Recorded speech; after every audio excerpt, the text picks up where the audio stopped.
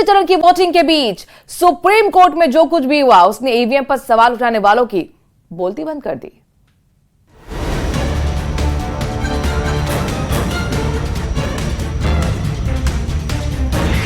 SC में VVPAT पर सभी याचिकाएं खारिज। वीवीपैट की 100% पर्चियों का नहीं होगा मिलान। बैलेट पेपर से नहीं ईवीएम से होगा मतदान। 45 दिन तक सील रहेगी सिंबल लोडिंग यूनिट।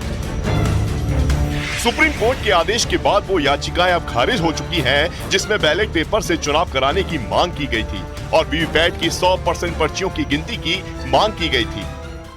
देखिए, सुप्रीम कोर्ट ने सब चीजें आंकी हैं, आंकलन किया उनका और उसके बाद उसके हिसाब से उन्होंने फैसला दिया। उन्होंने सब चीजों को पूरे सोच विचार करके ही फैसला दिया होगा।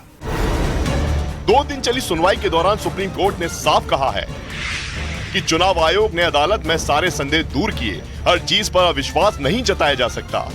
संदेह के आधार पर ही आदेश नहीं जारी कर सकते। संवैधानिक संस्था के कामकाज को कंट्रोल नहीं कर सकते।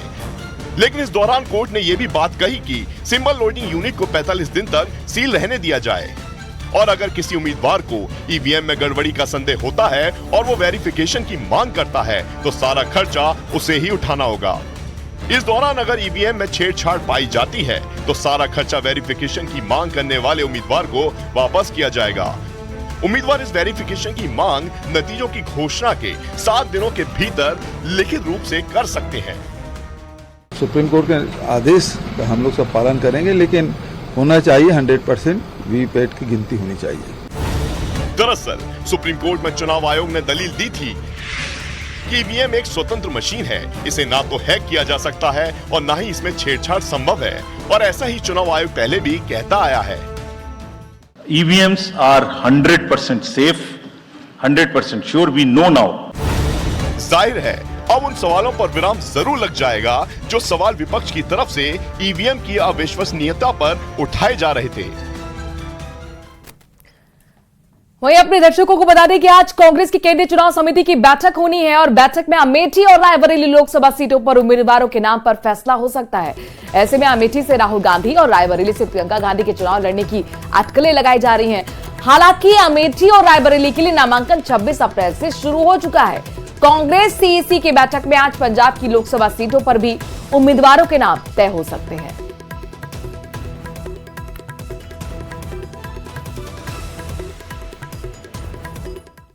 उधर केंद्रीय मंत्री स्मृति ईरानी लगातार अपने लोकसभा अमेठी क्षेत्र में चुनाव प्रचार कर रही हैं, तो वहीं दूसरी तरफ कांग्रेस कार्यकर्ताओं को भरोसा है कि तीसरी बार राहुल गांधी और स्मृति ईरानी अमेठी लोकसभा सीट से आमने सामने होंगे। कांग्रेस सूत्रों की माने तो वायनाड लोकसभा सीट पर चुनाव खत्म होने के बाद राहुल गांधी अमेठी की तरफ रुख कर सकते हैं।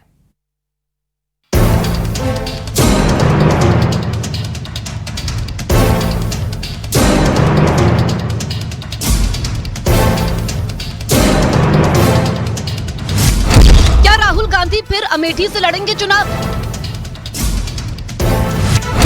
क्या अमेठी का दंगल फिर स्मृति ईरानी वर्सेस राहुल गांधी होगा? 24 का रण अमेठी का मूड समझिए। क्या तीसरी बार अमेठी लोकसभा सीट पर स्मृति ईरानी और राहुल गांधी आमने सामने होंगे?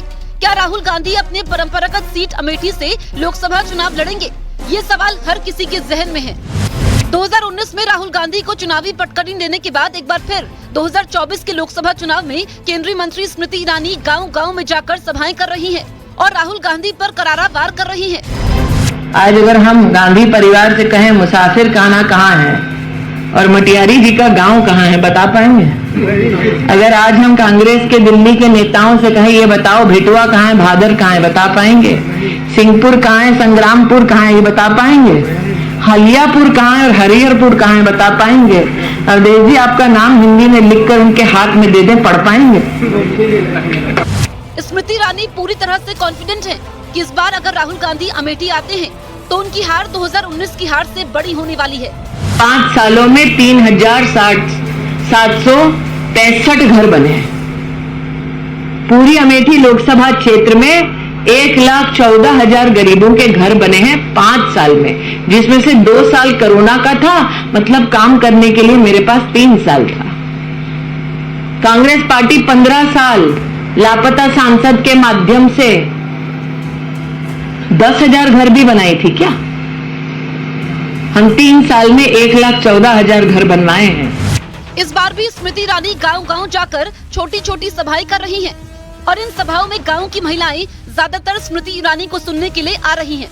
मुख्यमंत्री स्मृति ईरानी लगातार अपने लोकसभा क्षेत्र में घूम रही हैं और रोजाना 1 दर्जन से ज्यादा छोटी छोटी जनसभाएं कर रही हैं। मैं आपको तस्वीरें दिखाने जा रहा हूं। स्मृति ईरानी इस वक्त स्टेज पर हैं और वो लगातार शाहगढ़ के महिलाओं से, पुरुषों से लगातार वो संपर्क कर रही हैं, सीधे कनेक्शन स्थापित कर रही हैं। और जब स्मृति ईरानी 2014 में चुनाव आ रही थी तब वो अमेठी छोड़ के नहीं गई थी। इसी तरीके से छोटी छोटी गाँव स्तर पर सभाएं की थी, जिसकी वजह से 2019 में स्मृति ईरानी ने राहुल गांधी को 55,000 से ज्यादा वोटों से हरा दिया था। न्यूज़ 18 इंडिया की टीम अमेठी के कई इलाके गई और लोगों की राय जानी कि उनकी नजर में बेहतर कौन है, स्मृति ईरानी या राहुल गांधी। मोहम्मद यूनिस जी, कितनी बार आपने अपने पुराने सांसद से मुलाकात की? कितने बार पुराने सांसद को इलाके में देखे आप? अरे नहीं, कहाँ हुआ, राहुल गांधी आ रहे हैं यहाँ, कभी भी नहीं आते। तो दीदी से तो मिलते हैं बराबर, हर बार रहते हैं उनके साथ।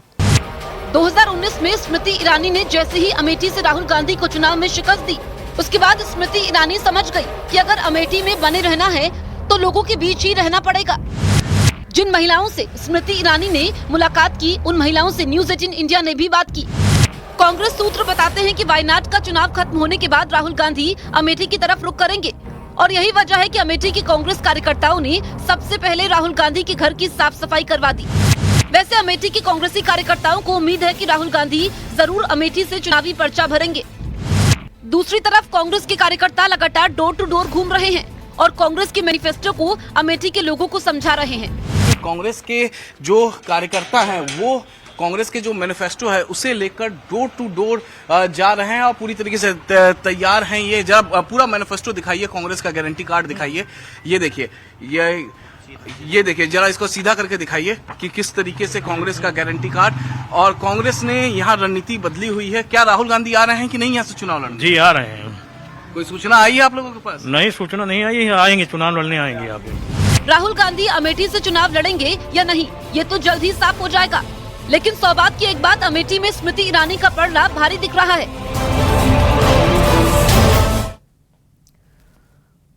तो कोतवाली थाना क्षेत्र की एक दुल्हन शादी से महज 1 दिन पहले अपने घर से गायब हो गई।